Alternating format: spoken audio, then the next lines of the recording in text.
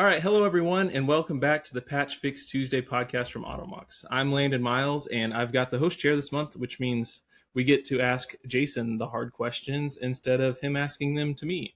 So, Jason, great to have you here. Glad to be here, Landon. Not scared of you at all. Do your worst. All right, well, good to hear. So, we've actually got another guest here this month, Serena. Rather than me read a bio at you, why don't you go ahead and tell the people who you are? Yeah. Hey, everyone. Thanks for, first of all, having me on the podcast.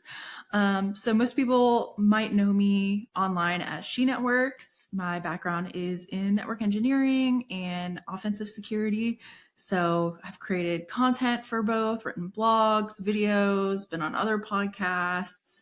And yeah, I've done all of the nitty gritty work of exploiting and patching. So it's a pretty normal Tuesday for me. Well, thanks so much for joining. And a couple of this month's bugs are things that you have literally made videos about. So you picked a good month to say yes to joining us. Quick word before the list. People are going to pull up Microsoft's release page, see account that looks absolutely massive, and panic. So what do you think about that, Jason? Yeah, this is a record setter. And we said that last month when I released, was it 206, 209, something like that.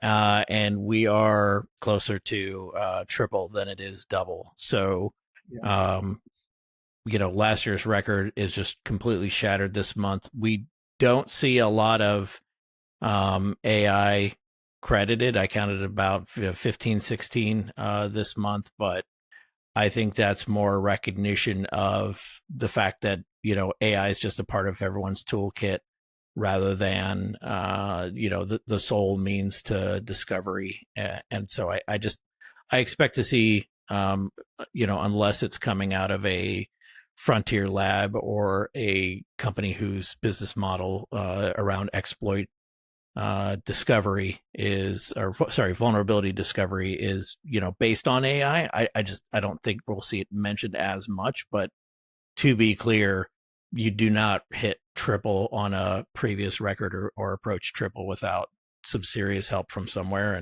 And clearly it's, taking a major boost from agentic AI.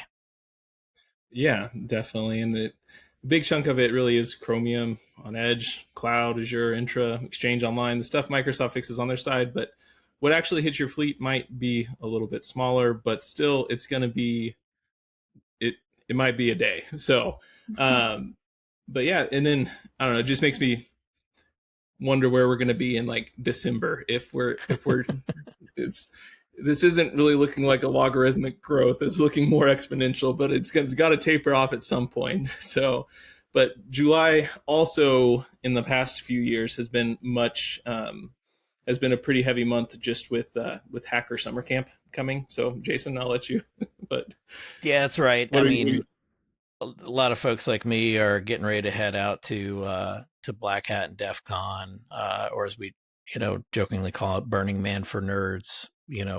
People, researchers who want to be seen as responsible, they want to disclose their vulnerabilities to the vendor ahead of time rather than on stage. I'm sure we'll still probably have a little bit of that this year, but generally speaking, a big part of this is a push by researchers to release the good leading up to it. Yeah. And then that can also have a sort of snowball effect all of its own of it may expose a certain class of bugs that the vendor, in this case Microsoft, needs to unpack. So I think you have sort of the duality here of the push prior to Vegas, as well as a lot more agentic use and even I think this is something that's underappreciated, and I suspect you have big thoughts on this, Serena, and I know you're a lot closer to it than I am. I think that sometimes people assume that the model is doing all the work, but it can even be helpful just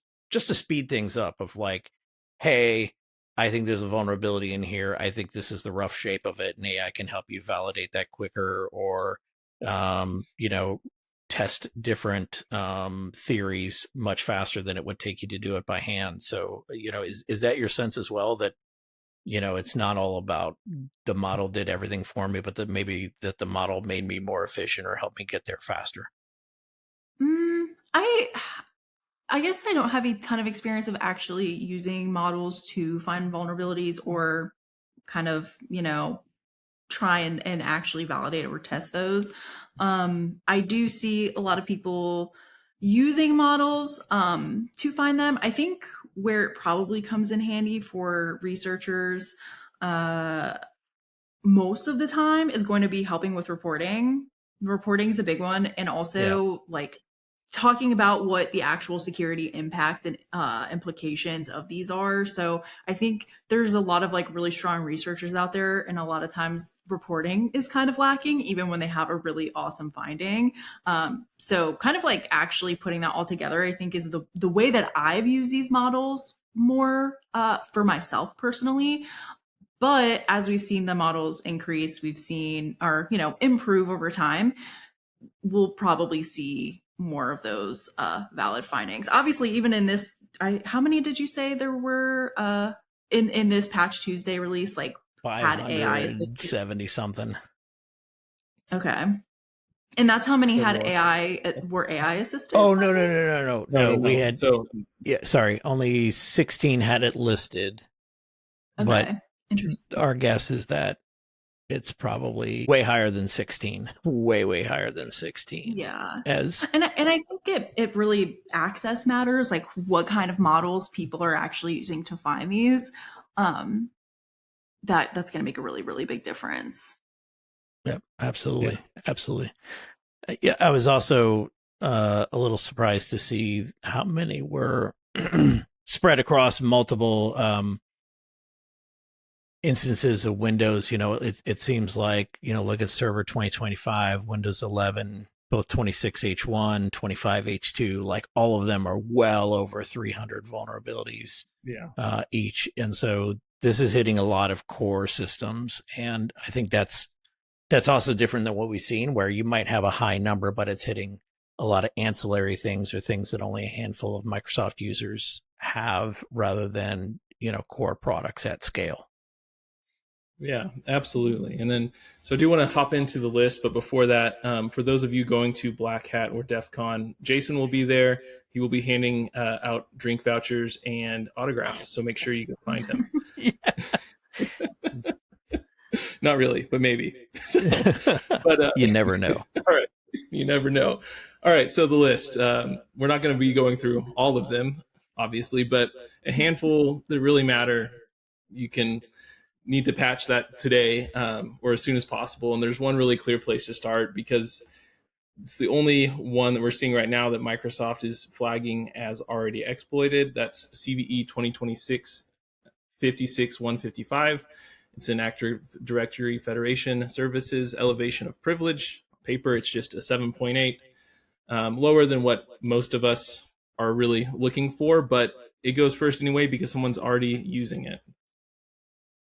Yeah, I mean, this one's exploited in the wild, so it's, up until the patch dropped, it was a 0-day.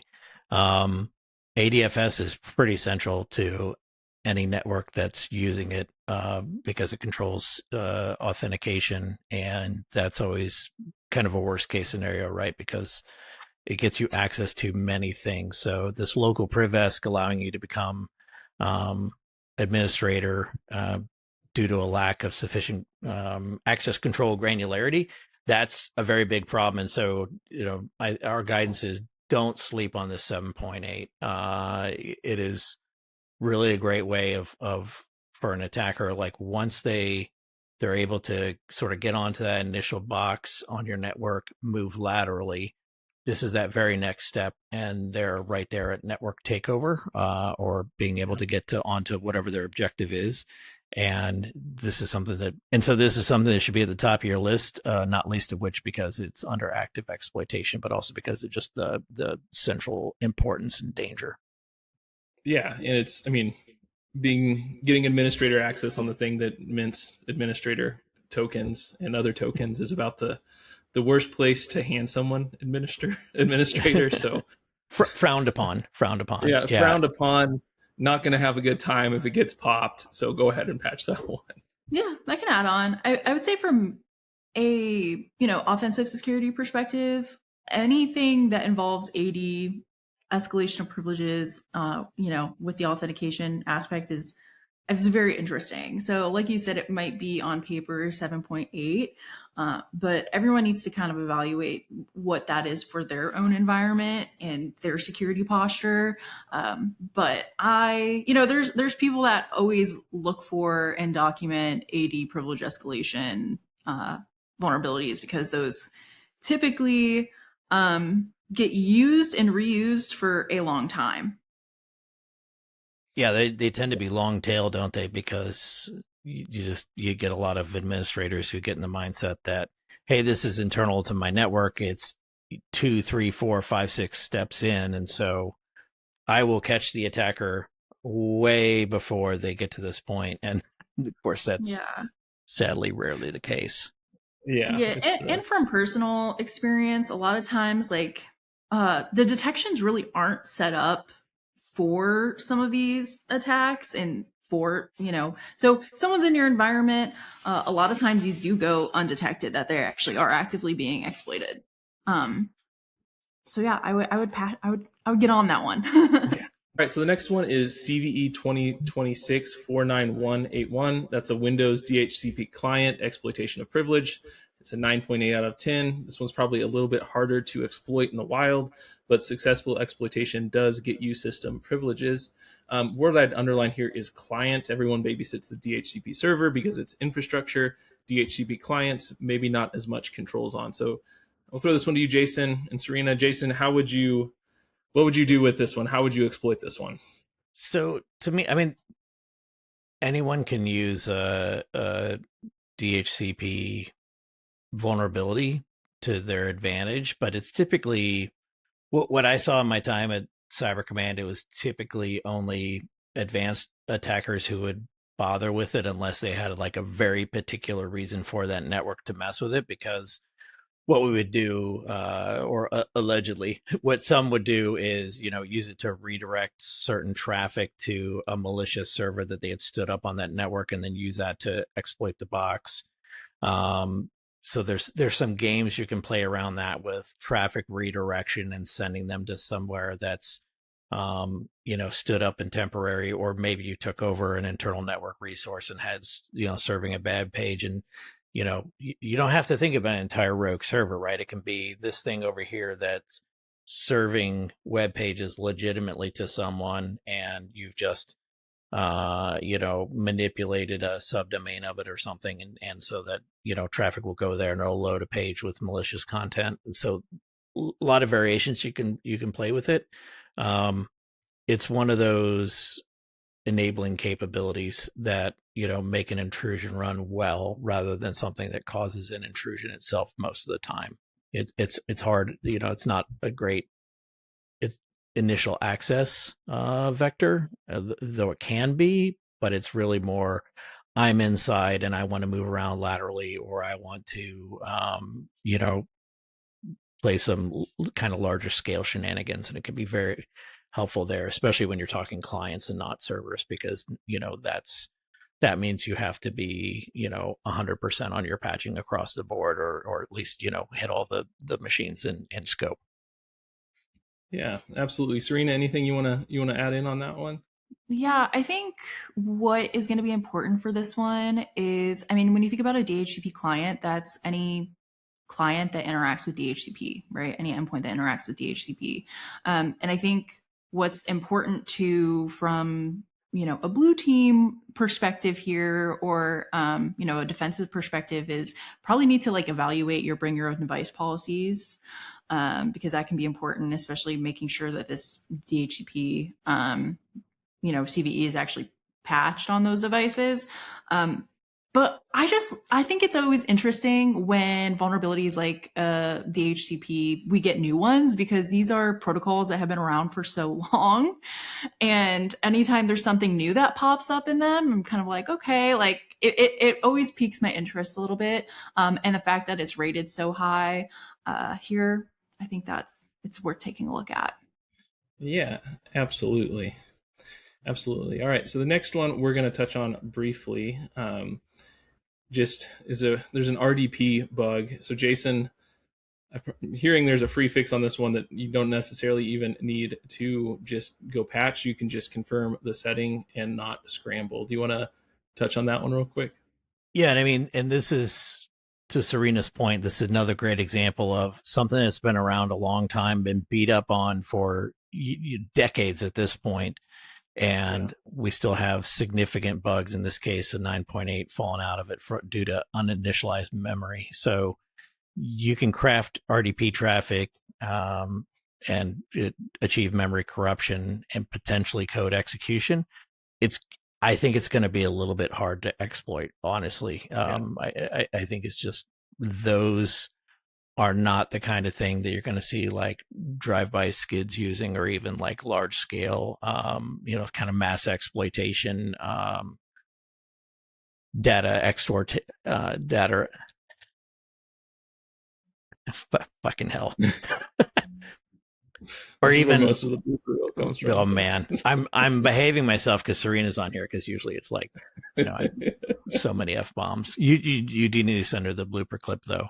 I will.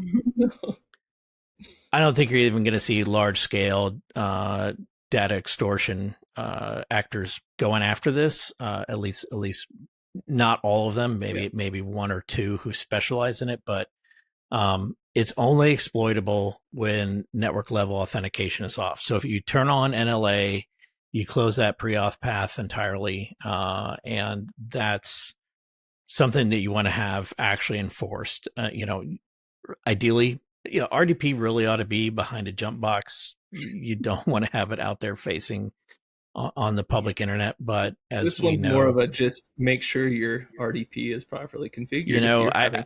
It's one of those things of like, surely no one's put it out there, and then you go and look on Shodan, and you're just like, oh no.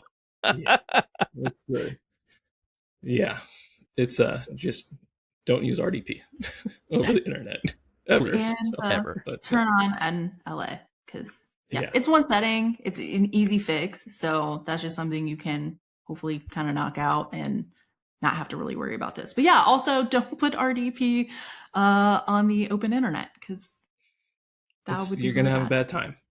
Yeah, you're always going to have a bad time. You're probably already having a bad time. If you're having to use RDP anyways, you're having a bad time. Now you have a new way to have a bad time. You're welcome.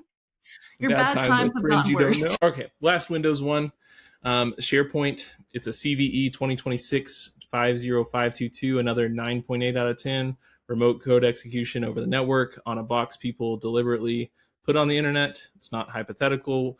We watched on-prem SharePoint get chained and mass exploited last year. So, Serena, do you want to talk into this one? What's the actual bug here, and what do we need to do? It says it's a deserialization of untrusted data. The server takes data out of your request and then rebuilds it into a live object in memory. And if you craft that data carefully enough, you can make it build something that runs your code instead.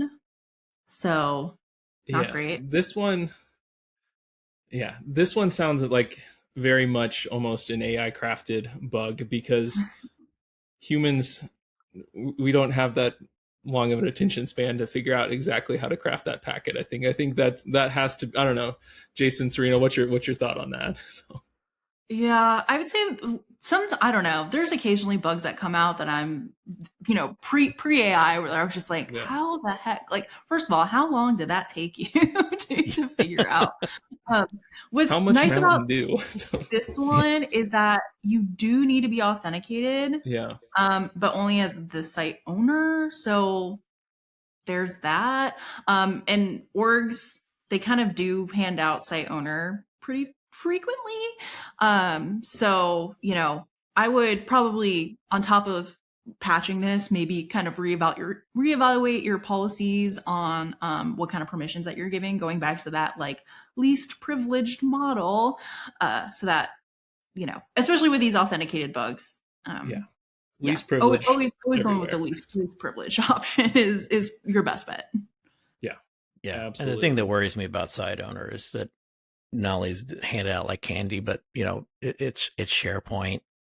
People perceive it as low risk. People access it from home. People access it from personal devices, and so you're one exploitation away from being able to take over all of SharePoint, which very often has a back-end connection into a surprising number of sensitive sources in your network. And so it's really that gateway risk that I think worries us the most. Yeah, absolutely. Agreed. So one more, maybe two more actually. I know we said that one was the last one, but I forgot about this one because it's a 9.9. It's a Hyper-V virtual switch, and the payoff is guest breaking out of the host.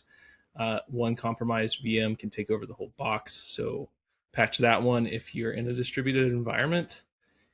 And then BitLocker. Let's Jason, talk about BitLocker. BitLocker. Woo! Let's talk about BitLocker. You want to talk about your evil maids, Jason, and BitLocker? I Who I cares love about talking Hyper-V? about. You know, Do what? I said, who cares about Hyper-V? No one uses. No, I'm just kidding, people. Virtual switches are like, ugh, but I'm luckily I don't have to deal with those too much these days, thankfully.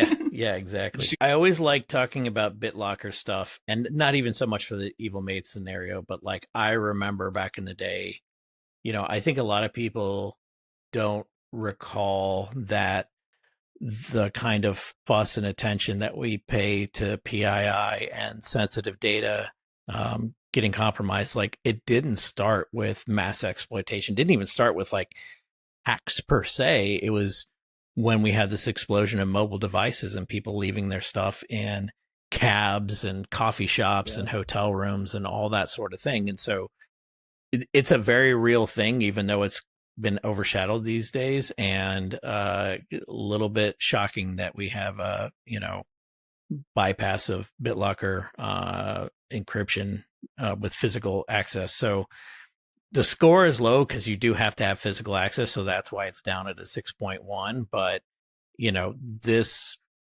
blows a hole in your data at rest encryption. So this is one that you need to handle quickly if that is part of your compliance regime, which in 2026 is basically everybody. So, not one to sleep on, even though it sounds low risk, low concern. It's definitely one, especially, if you have mobile laptops, maybe you don't trust your janitorial staff. I don't know, but definitely get this one patched either way. Yeah, that was a anecdotal story time, but go ahead. Sorry.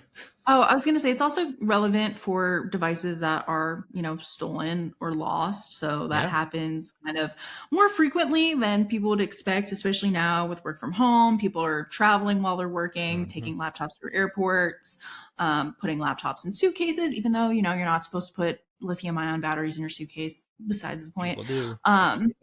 People do, right? So, that is a problem. I mean, typically I think when people steal these laptops, they're not looking to bypass your BitLocker security. They want to sell them for parts or, send them to a chop shop or whatever.